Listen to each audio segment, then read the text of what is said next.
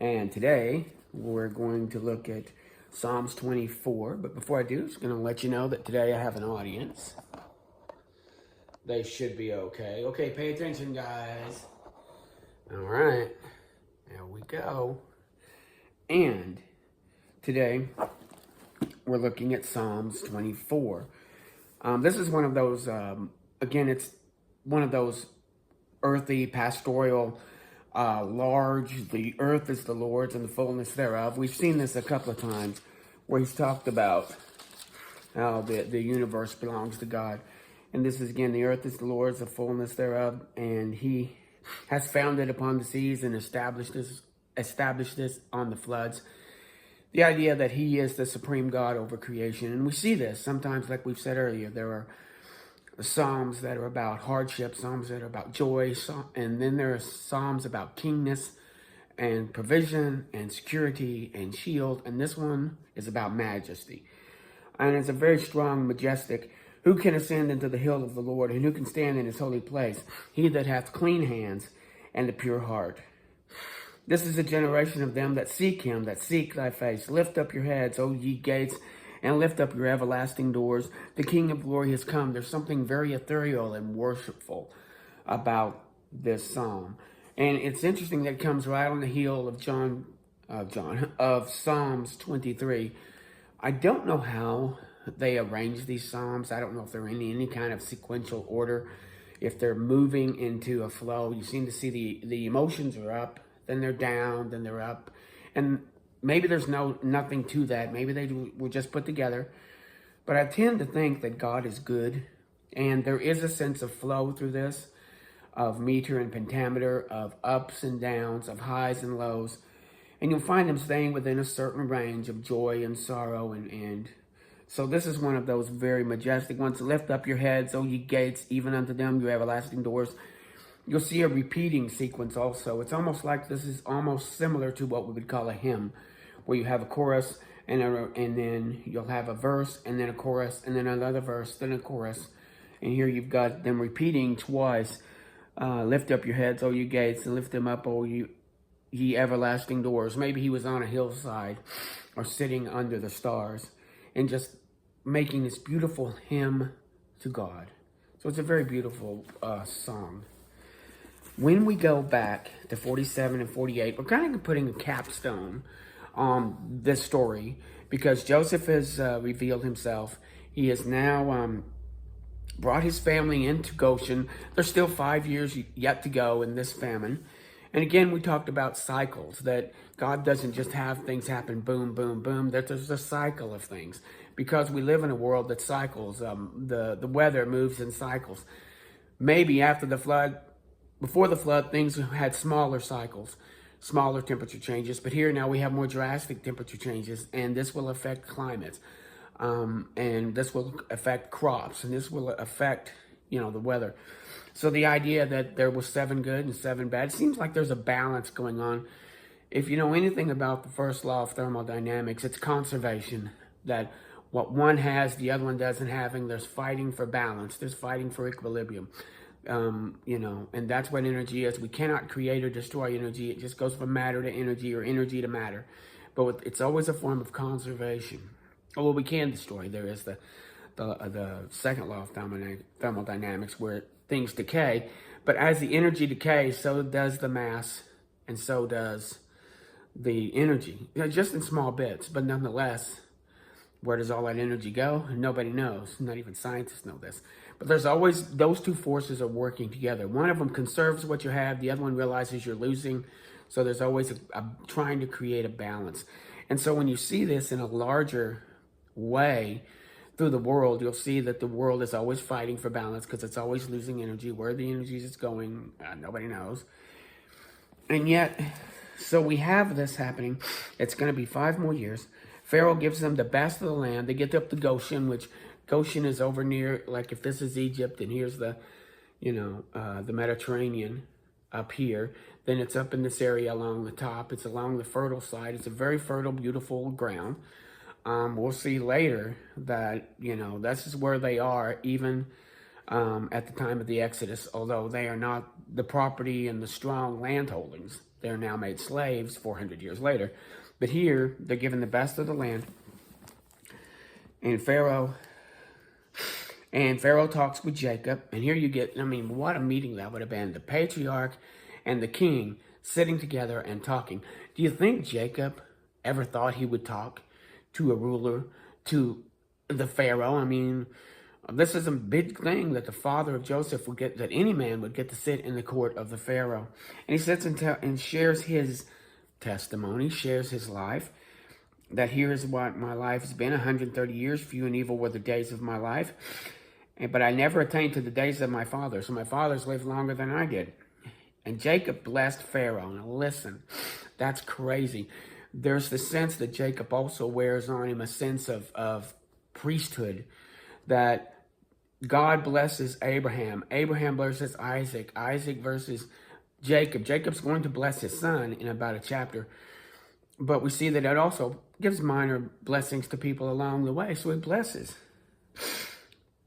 And Jacob placed his father, and Joseph placed his father and brethren and gave them possession in the land.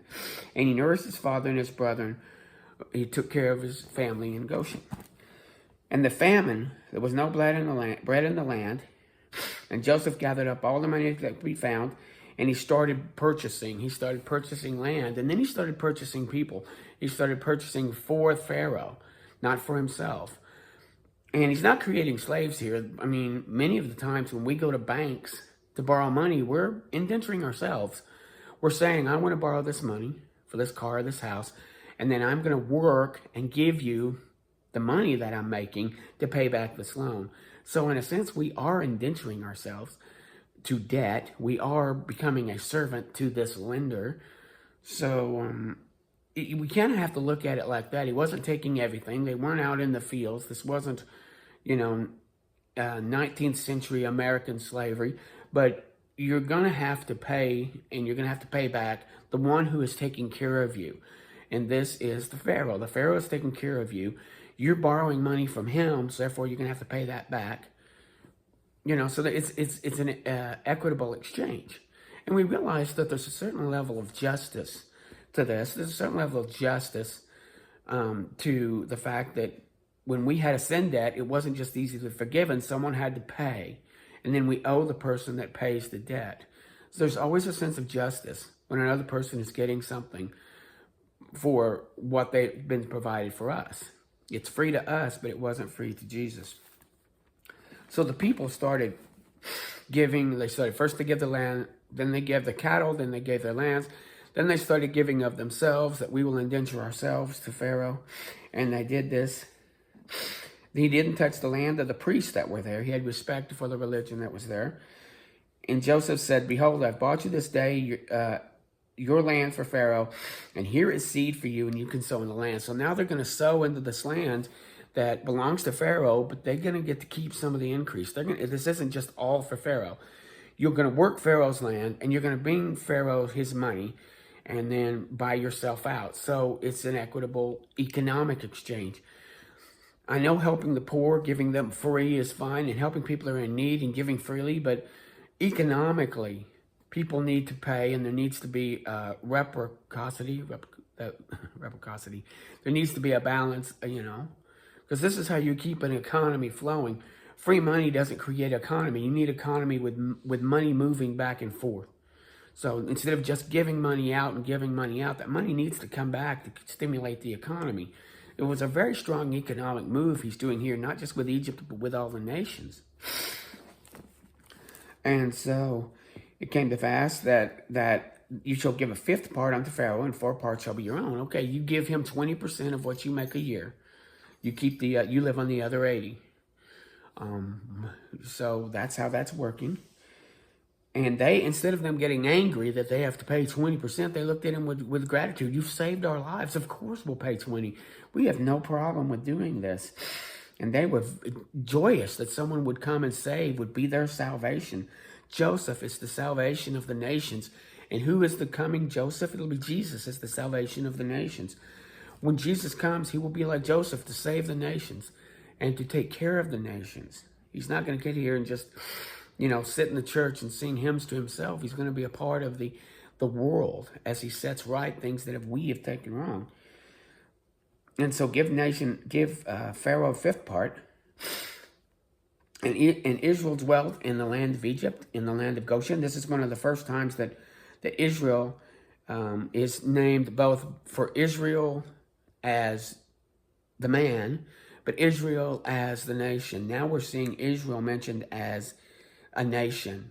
And Israel dwelt in the land of Goshen. And they, there was the word they, remember we're empirical here, we're evidentiary. Israel and they. So this is a nation we're talking about. It's one of the first times. And Jacob lived in the land of Egypt. Here we are. We talked about Israel, they. Now we're talking about Jacob, and lived 17 years. So the whole age of Jacob was 147 years. And he drew nigh that he must die. And he called Joseph and said, if I found grace in thy sight, I pray thee, put thy hand under my thigh and deal truly with me. Bury me not, I pray thee, in Egypt. He wants to be buried back. Remember that all of his family, except for Rachel, was buried in Mamre, which is up in Canaan. And the only reason Rachel wasn't buried there is because she died over in Bethlehem. No besmirching on her. That's just where they were when she died. I don't think they, could have trafficked with the body or something like that. But you get the idea. Take him back, and he swear to me, and I'll swear. In 48, we start the blessings. And again, we're seeing this happening again and again, that there's blessings to Abraham from God, blessings from Abraham to Isaac, blessings from Isaac to Jacob. Now, Jacob's going to bless to the 12 sons. But he doesn't just bless equally. He blesses also kind of on how the type of personality they've been. You're going to see in a minute that he mentions some sins. And then he mentions personalities. And many of this is the personality of the person, but also the personality of that nation within Israel later on. We'll see that those personality traits many times become dominant of that group. So he goes in to bless, and he calls them all together, and he blesses God first, and he tells me that God has said, I would multiply you. He's again using that blessing we've heard several times. That blessing is reiterated by, again, all the patriarchs and God. And he passes this on to the 12. He makes Ephraim and Manasseh equal to Reuben and Issachar. And now those two are considered just like Joseph. So he gives the blessings to them. And so he talks about Rachel dying in up near Euphratah. And he started blessing the sons. And these are my sons whom God has given me. Bring them therefore that I may bless them. And he starts, his eyes are dim. He begins by inaugurating Manasseh and Ephraim into the brotherhood, into the brothers, their uncles. And he goes in to bless them. And Joseph brings them forward. And as he's putting his hands to bless, he puts his right hand over on one child and his left on the other, but his hands, he puts the right hand over on the younger and the left hand on the older. And Joseph's like, wait a minute, no, Father, you're supposed to put the right hand, the power goes to the older. And then the second will serve the older. But he goes, no, it's going to be opposite. There's a little bit of propheticism here, that here again, the younger will serve the older. God gets to decide who serves who. We don't get to decide that as human beings. If God decides to follow a patriarchal line, that's fine. But if he comes in and interjects, this time I'm going to have you serve you, we roll with it. We don't sit and fight. Well, you're being inconsistent. I'm not being inconsistent. I'm God. And so he does that. And this is how he blesses the sons. He inaugurates them then to be just like the uncles. And he blesses them. He blesses Joseph. And he talks about the angel that redeemed me from all evil. Bless these lads, and let their name be named on them and the names of my fathers, Abraham, Isaac, and Jacob.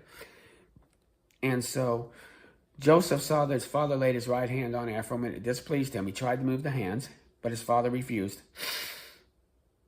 He goes, I know it, my son, I know it, but he shall be a great people, and he shall also be great. But truly the younger brother shall be greater than he, and his son and his seed shall be multiplied for nations. So again, there's a divine understanding here that Jacob has, that he puts forth to these boys. And he blessed them that day. And in these shall Israel bless, saying, God shall make as Ephraim as Manasseh. And he set Ephraim before Manasseh. And Israel said to Joseph, Behold, I die, but God be with you, and he will bring you into the land of your fathers. Moreover, I have given to thee one portion above thy brethren, which I took out of the land of the Amorite, which I took with the sword and with my bow. So the idea that he was also a warrior king. Many of these were also warrior kings. You see where Abraham had warriors around him, and he went in. Remember when there was the battle of the 5 and the 4 kings? I don't know if he got into the battle, but he certainly was a part of it. And here we see Jacob had also claimed some land for himself. This isn't the same as the blessing of God, that God gives the land. Here he's taken a little bit of land for himself, a portion with thy brethren, which I took. In fact, that portion there may not have been land. It may have been bounty. He still had some inheritance. He was still a mighty man. He wasn't hanging around just in a tent with him and his kids standing around. He still was a mighty patriarch in the land. He still had servants. He still had family. He still had, I mean, if you're talking about 70 people and all the support that needs to happen for security and for lambs and for cattle and for education and for medicine and all these things that need to happen to keep this going. So all of that came into Goshen, and all of that became the nation of Israel. So again, you're not just talking about the family of Israel, you're talking about this nation, this grouping of people, although it was led by the patriarch and the boys. But he blesses these two and adds them to the family. Tomorrow we finish Genesis 49 and 50, and tomorrow he starts blessing the sons. Thank you. Bye.